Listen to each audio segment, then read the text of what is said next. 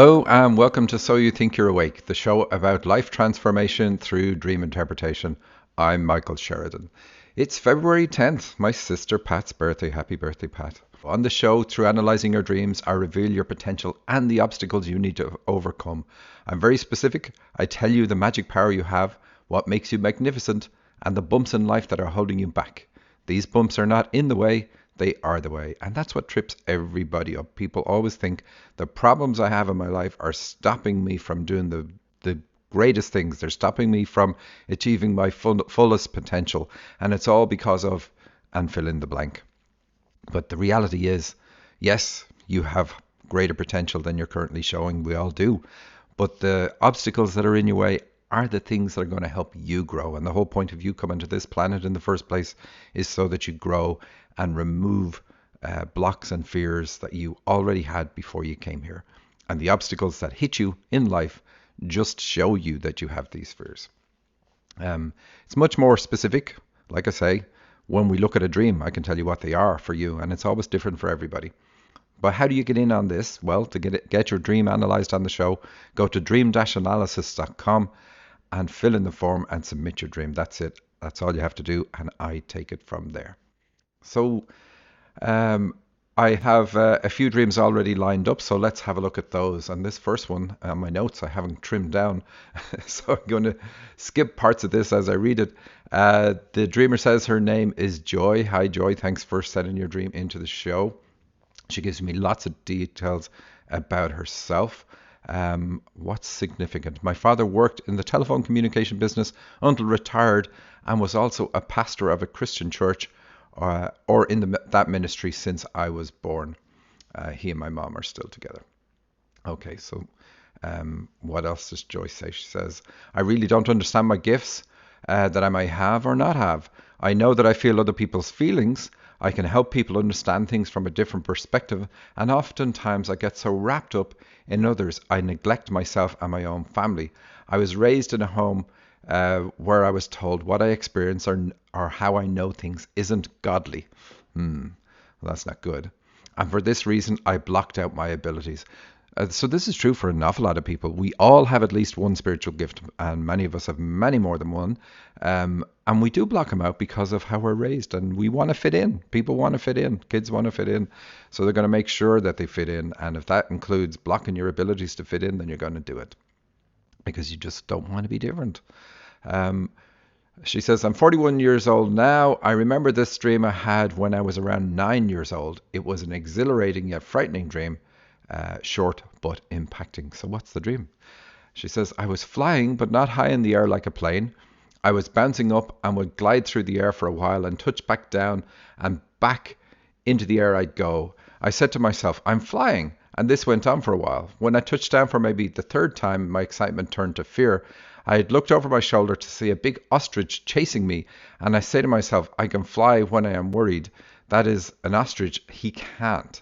But upon saying this, I become more frightened, and I stop flying, and I stick my head in the sand to hide. The ostrich passes over, and I lift my head. I am no longer scared, but I could no longer fly. Well, this dream, and she says at the end, this was the last time I can remember flying in my dreams. So this dream, at age 9, mirrors what you told us about your life and how you blocked your abilities. And that's what the stick in your head in the sand means. And that's even what the ostrich means. The ostrich chasing you means something from the past that you hide yourself from, or you pretend you don't have. The good news is we can't lose our abilities. We can merely obscure them, and it doesn't take much at all to awaken them back up.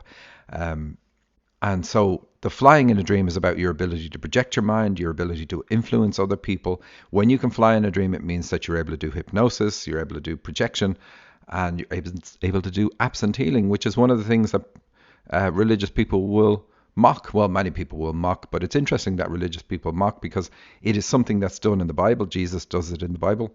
And Jesus tells us in the Bible that many people have the same abilities as him, and some people have them even stronger. So I don't understand how that can be in the Bible, and people say, oh, well, nobody can do what he did when It means they're not listening to what he says. And I'm only saying it from that perspective because you grew up in a religious background. I did too. I grew up in a Catholic country. The Catholic Church had massive control in Ireland when I was a kid and all the way through my developing years and through all the way through to the end of high school. Now it has very little say, mainly because of the atrocities they were caught doing and covering up.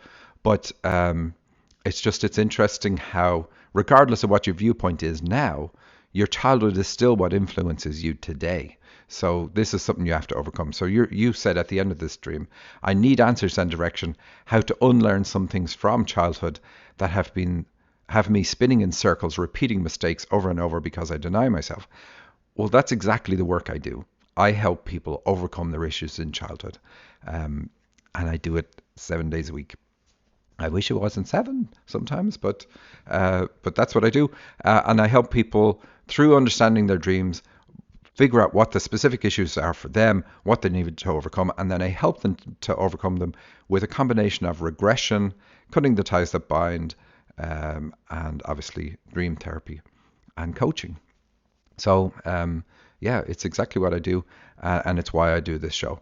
So if you wanted to talk to me after the show about this dream, just send me an email and we can get on a call and talk a bit more. But that's true for anybody. Anybody's dream I do on the show, I'm willing to talk to them about things that I may not have said on air or things that wouldn't be appropriate. So the show is done to be family friendly. There's certain things I can't talk about, but there's also a limited amount of time that I can give to each dream. And so I'm always happy to go into more detail. If I've covered your dream on the show, contact me and we can talk about it off air. But yeah, so this is it. This is the point. Your life, you pick up these issues. It's not like your childhood is a failure because now you're out of touch with your gifts. Your childhood was successful. Your childhood allowed you to transfer the blocks that you already have, the blocks that you had in the spirit world. We come into this plane, we need to transfer them over. So you picked a family and an environment that allowed you to transfer your blocks and so therefore you now have blocked yourself.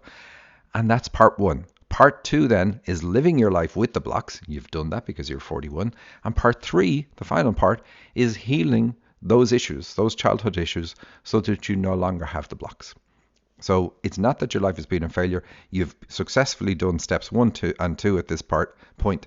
And now it's about healing the blocks, which is the part where you grow. And that's always the point. Grow through overcoming the limitations that you pick up in childhood, that you deliberately pick up in childhood. So this is not about blaming mom or dad, or not about blaming religion. These are just means by which you transfer these issues onto the earth plane, and then the growth comes from you working through the limitations that you picked up. So it's perfect. Everything is working the way it should. So let's move on. We have a dream from Sarah. In fact, Sarah has a few dreams, and this is probably one of the most common dreams. Dreams about child rearing and reproduction, having children. Very, very common dreams. I don't cover them much on the show because they're so common, but and I have covered them so many times. But I love that Sarah has given us some very short dreams, and because of that, I want to cover these.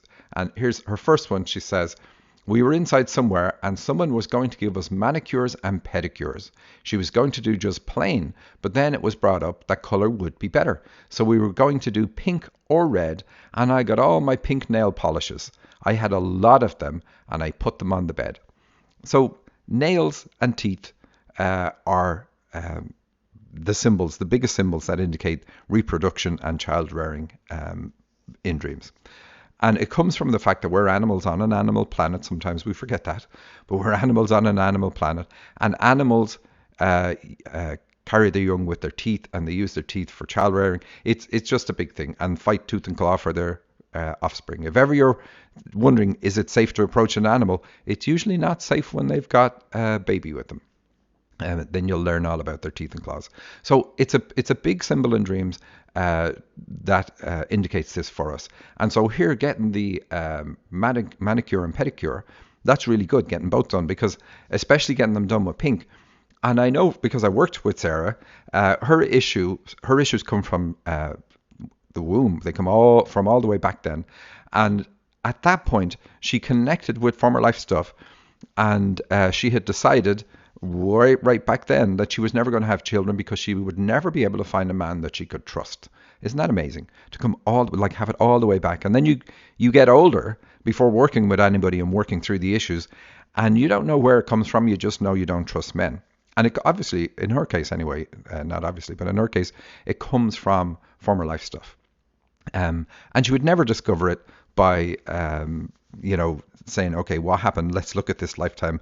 Why is this the case? But she did discover it by working on her dreams, and she's cleared it, healed it. And this dream came to her just a couple of weeks before finishing doing Cutting the Ties with me. So it shows that this has changed because she now is looking, wants to get her nails done up. So again, because of what it's about improving her view of having a child and raising a child. And when I asked her about that, she said, yeah, exactly. My mind has changed on this. And I like the idea of it. In fact, I want to get into a relationship. And it's not that she wants to get into a relationship to have a child, but she's opened up her world now in a way that it wasn't open up before. So that's one dream. Really nice, very simple, very positive. And this, like that dream definitely shows she's worked on stuff around her mom because of the pink. Pink has to do with having a poor bond with mom. And so our life gives us an anchor point, a point at which, all the focus is given that allows us to say, here's my issue. I've had this issue for eons in the spirit world, and in previous lives I've had this issue.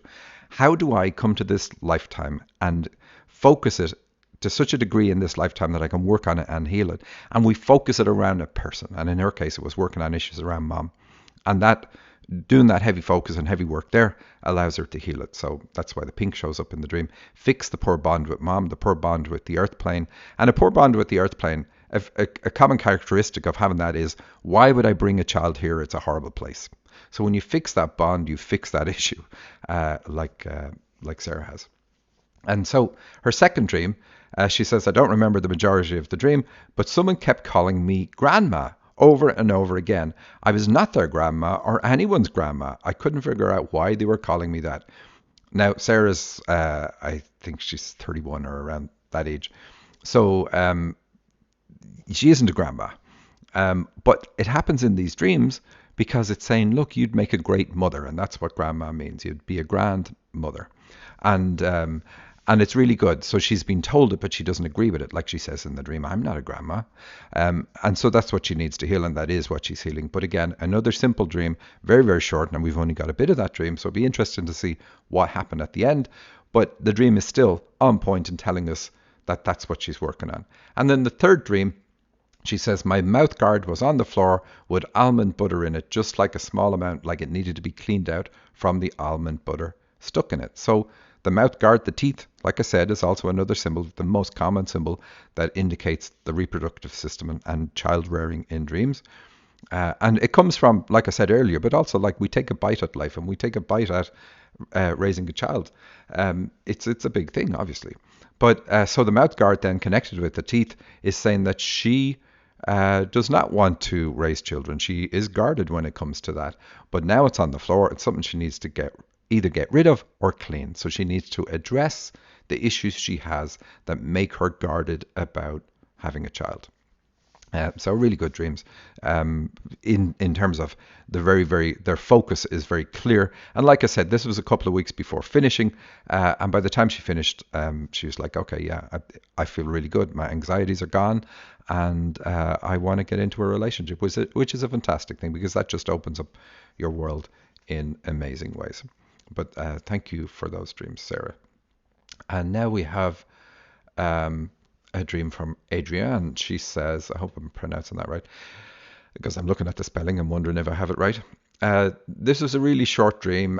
Someone, a male, maybe, read off a series of numbers for me to remember. I didn't have anything to write with, so I asked for the numbers again, and I would try to remember. I was supposed to take these numbers maybe to a bank. I thought they belonged to a bank account or a social security number. It was a series of numbers, but all I wrote when recording my dream was 0378. Well, banks are to do with the heart, and these numbers are all good. Some numbers aren't good, like a 4 is not a good number to have in a dream. And some other numbers depend on context. 4 is about limitation, which is why it's not good. But here, 0 is about goals. So we look at all these numbers. 0 is about goals. So it says um, the ideal for you is to set a goal, pursue your goals. 3 is about commitment, so commitment to your goals. That's what 3 is about. And 7 is about spirituality. Our seventh chakra, our crown chakra, is the one that's about our spiritual nature. So it's saying commit to your spiritual goals, and 8 is the last number she has, which is about the heart. 8 is a balanced number. It's 2 circles. If you hold it on its side, it's the only number you can imagine balancing on on the end of your finger, for instance. So it's saying the way to pursue your spiritual goals is through expanding your heart, opening and expanding your heart. And again, Adrienne is somebody I worked with to do just that, and that's worked for her. And this dream is, I don't know, maybe a few months later, but a very good dream. And saying, just with the numbers, and we don't often do numbers in dreams, but it's really good to see that very consistent with all the work she's done on herself. And then she has another dream, which is going to tell us a little bit more about what one of her gifts is. She says, a bus driver of a community transit, which was blue and white, was unable to drive their route. My youngest son, Ben, was supposed to catch the bus. Since there was no longer a driver, he hopped into the driver's seat and drove the route, picking up and letting off people. He finished the route by parking the bus in the parking lot of Bellevue College. A policeman approached and asked him why he drove the bus. I was confused too, but he felt that a busload of passengers would be late if he didn't just go ahead and drive the route. So very brave. Of course, you would be in trouble if you did that in reality, but blue and white is a good color. So it starts off with a community transit. So this is about you're meant to work. Bus drivers, what do bus drivers do? They take people from where they are to where they need to go, but they do it in groups. So you're meant to work with groups of people. You're a spiritual leader meant to work with groups of people. And you say the bus driver is a community transit. So again, you're meant to help people in your community. Blue and white is a beautiful color combination. It's about having a positive philosophy of life with regard to what the rest of the dream is about. So it's asking you to have a positive view of your spiritual leadership ability. And I know in your case, you've probably got more than a toe in the water at this stage because you've held yourself back for years because of the issues you had that you've worked on, and now they are gone. And so now we see your dreams are completely different. So that's what you're meant to do. But the driver was unable to drive the route. Now you're the driver. Even if it's a man in the dream, you're the driver. So it's like, oh, I'm not able to do this. I don't really feel like I should do this. Now we ignore that because then another person who's a part of you, your son, steps up to the plate and drives the bus and takes everybody, does all the things, all the right things for people, gets them to where they need to go. And he ends up at Bellevue College. So colleges in dreams tell us it's about spiritual purpose. So it just fits in with the theme that this is your way of activating and using your spiritual gifts. But he steps in and he does it because the other person wouldn't do it. So it's kind of like when we see the last part, the policeman approaching and asking why he drove the bus. And you don't say he got arrested or anything. He just got questioned.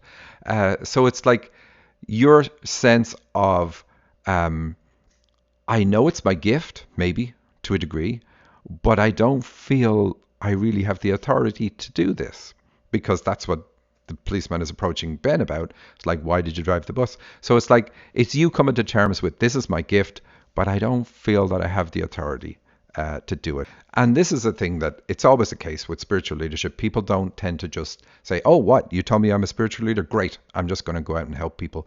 It's one of those gifts that you have to come to terms with and really step into in a way that, where you're go easy on yourself and realize that you do indeed have the authority to do it. And that's all this dream is about, is you feeling you don't have the authority, nothing else. And I remember this, like obviously listening to me on this show, you think, okay, yeah, Michael's doing this and there's no problem. He's got no problem with that gift. But I used to. And it took me a long time to get to the point where I felt I did have the authority to speak. So even if somebody asked me directly, I still wouldn't help them. And in my mind, and maybe I've said this before, I would be thinking, I don't want to get it wrong. I don't want to give somebody a bum steer and then get in trouble for that, send them on the wrong path. But then I started having dreams that told me, when you've got this gift, you get karma by not stepping up and using it. So when somebody asks you for help and you don't help them, even when you can, that's when you get the karma. You never get the karma for helping. You never get the karma for trying to help, even if you get it wrong.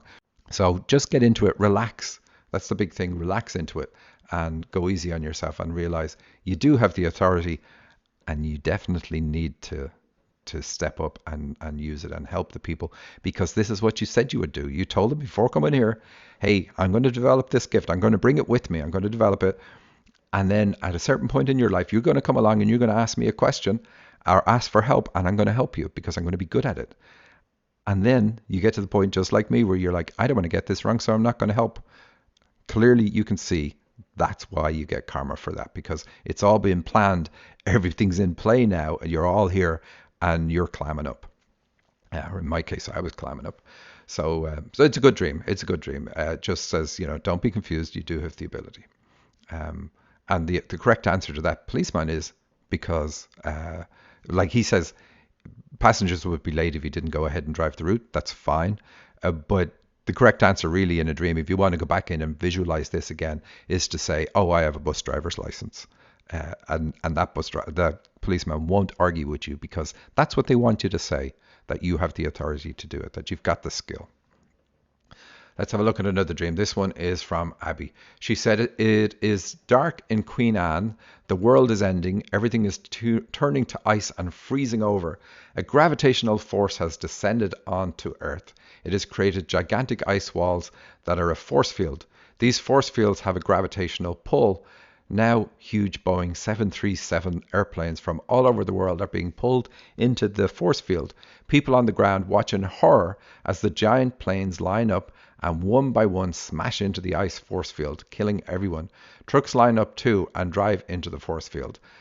I look at the ice wall and it is thick with blood. Also, aliens are in a spaceship, green ones, and I am on a mission of some kind. Also, it is noted that I have done enough spiritual work at this time. Isn't that interesting right at the end? But here's the thing. Abby has done a lot of work on herself, and up until this point, she's held herself back because of issues she had with her own mom. She's worked on those. Again, with me, she's worked on those, she's cleared them, and her life has changed. Her life has transformed. Her viewpoint has changed. But when we make a major change in our lives, when we raise our vibration, we still have residual previous stuff coming our way. And we have to let that happen without reacting to it. Let it pass through. If anything, in fact, welcome it as this is the last time you will experience it, knowing that it needs to happen just this one last time, and then it never happens again. And that's how karma works. Karma teaches us lessons. It's kind of like delays. We get a delayed reaction about how we feel. So something happens, we react to it emotionally. There's always has to be emotion involved, and that's going to set up something else to happen later in our lives. But when you work on your stuff, that previous thing that you've already set up is going to happen. So allow it to happen. And, when you're aware of it, it can be easy to do, even if, say, it's like losing a job, which is what happened to Abby. Let it happen and realize that's the last time, because now I've collapsed the wave, I've collapsed the karmic wave, and now I can just move forward in my life the way I need to. I asked her about it afterwards, and she says, yeah, I'm definitely a bit stressed out. Feels like I can't keep a job and everything is up in the air. Well, no longer up in the air because the planes crashed, remember? And the trucks are about career too. So this is about your career. We know that trucks come up all the time in dreams. And she says, at the same time, I think it's pushing me to be a speaker and to jump into my business. And indeed it is. So your perspective is correct on it. So let's have a look at another dream. I'm skipping a few because there's one that I said I wanted to look at. And this one comes from Sherry. It's called Lobsters Killing My Puppy. And she says, this is only a snippet I remember from my dream last night, and it's weird. I was in a town that was getting flooded. I walked past 3 lobsters and saw a puppy that I thought was harassing 3 red lobsters.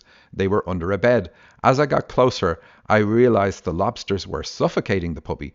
I pulled them off the puppy's face. In waking life, she says, in waking life, things are difficult right now. My love, Tom, has been diagnosed with a very aggressive cancer, and I can relate to the suffocating feeling.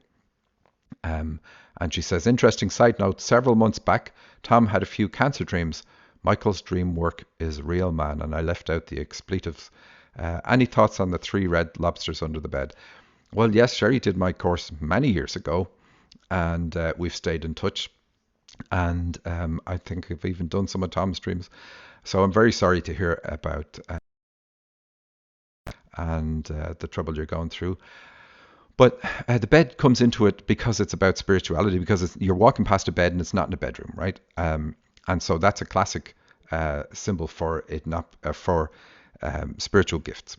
But it is also in the dream because Tom is your intimate partner and you've been together for years. So this news affects you to the core. And everything we do in life includes our gender. It comes from our identity as a man, our identity as a woman, our identity as whatever it is.